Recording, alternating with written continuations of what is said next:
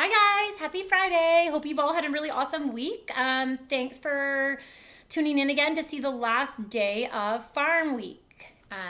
We've had a lot of fun exploring farm animals and different aspects of a farm, but we are ready to move on. And so we're excited to put this aside for now and kind of bring out a new topic for next week. Maya has dubbed next week Sparkle Week.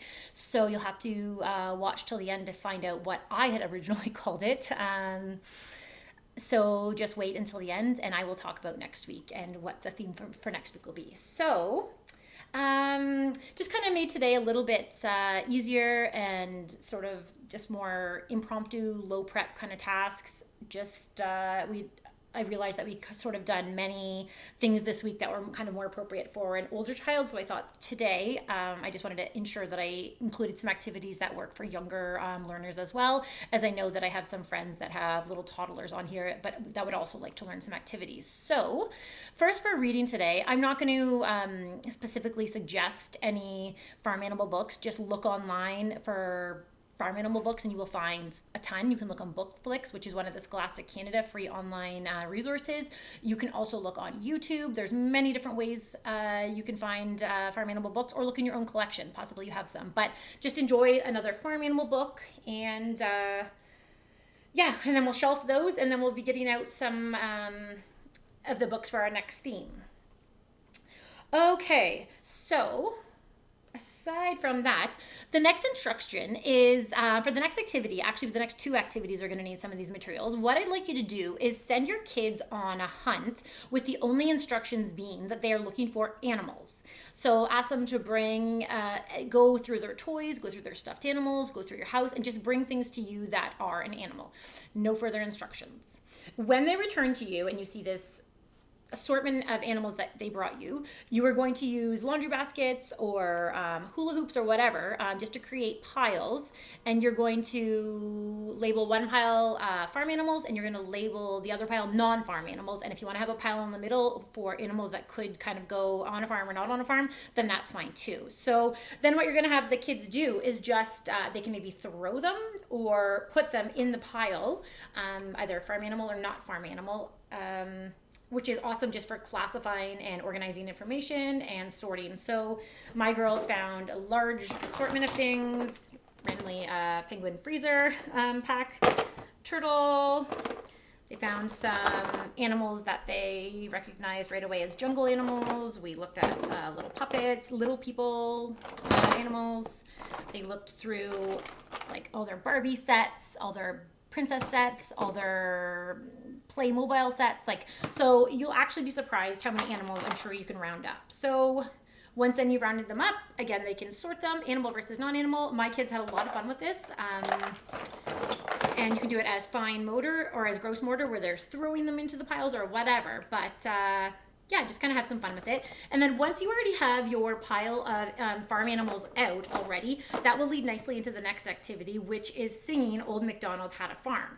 Now, as you're singing Old McDonald Had a Farm, you will know which animal to talk about in related sound after picking out whatever animal you come across. So Old McDonald had a farm, E-I-E-I-O, and on his farm he had a, and then I can anticipate, oh, he had a pig. So he had a pig, E-I-E-I-O, with an oink oink here and an oink oink there, you know what I mean, so on and so forth.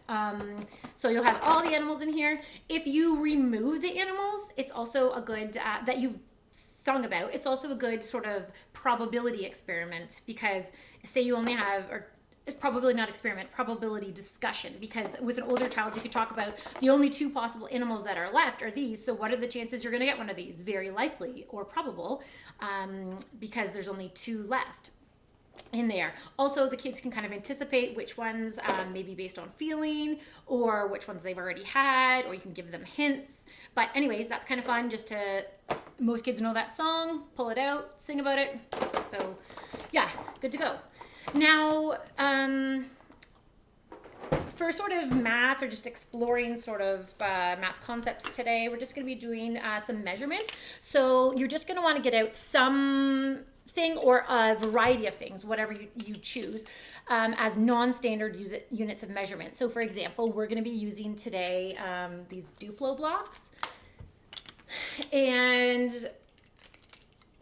We are going to be going around our main floor looking for things that are taller than these blocks, shorter, fatter, wider, heavier, just in comparison. So in learning measurement early on, you just start with using phrases like lighter and heavier and shorter and taller. And I feel like I'm missing some.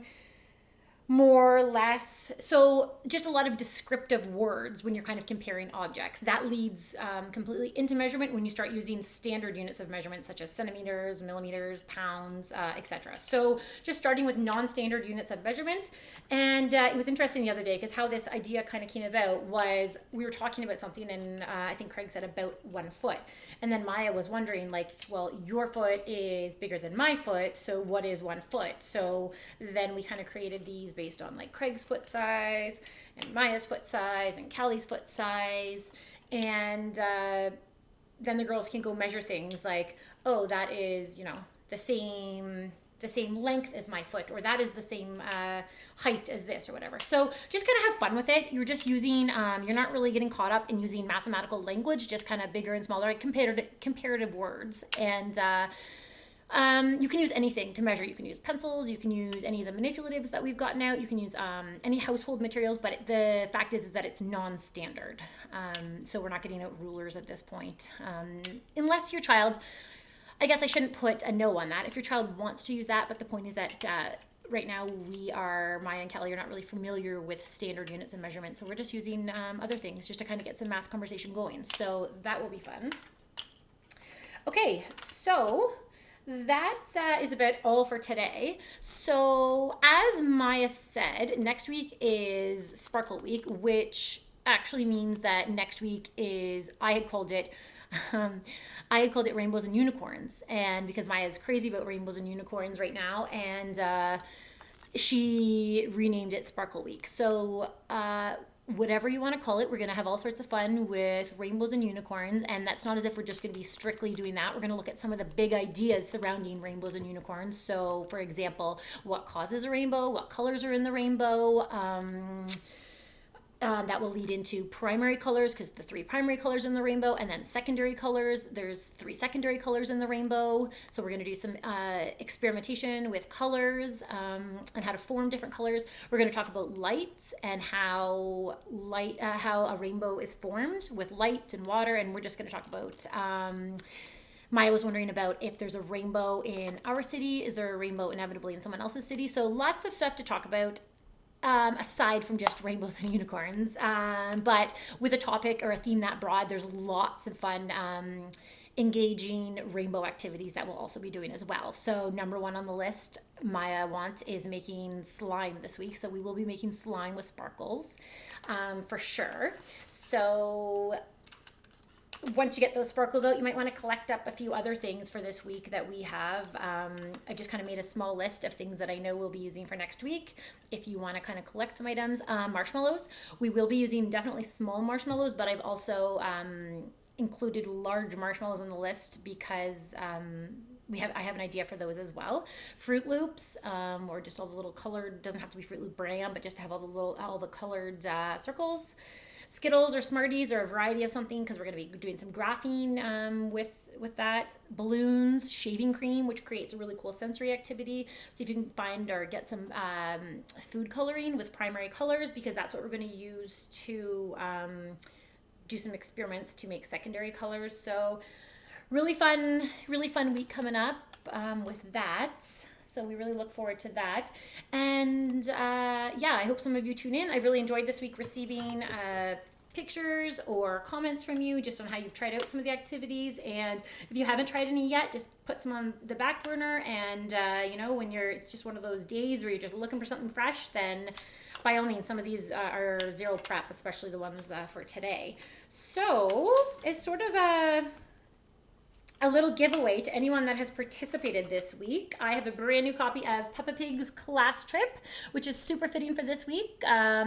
Pigs are Callie's favorite animal. She loves Peppa Pig, and Class Trip is fitting into our little kind kind of plan school, plan teacher, home, living room learning type idea. So if you participated this week, message me, text me, Facebook message me, whatever, and just let me know. I didn't ask for you to previously take a picture, so you don't have to send me video or picture proof this time, but just let me know and I will put it on my porch for a porch pickup. So I guess that's if you're local in KW, and then I'll stick it out for you. And there doesn't have to be any contact, and you can sterilize it down after, but it's brand new and it's for you. So just let me know if you've done something this week. So anyways, hope everyone has an awesome weekend. Really look forward to next week and our new theme that we have. And yeah, I'm thinking about all you. Stay safe, keep your head up, and try to do something that just makes you feel good this weekend, just to kind of keep your spirits up.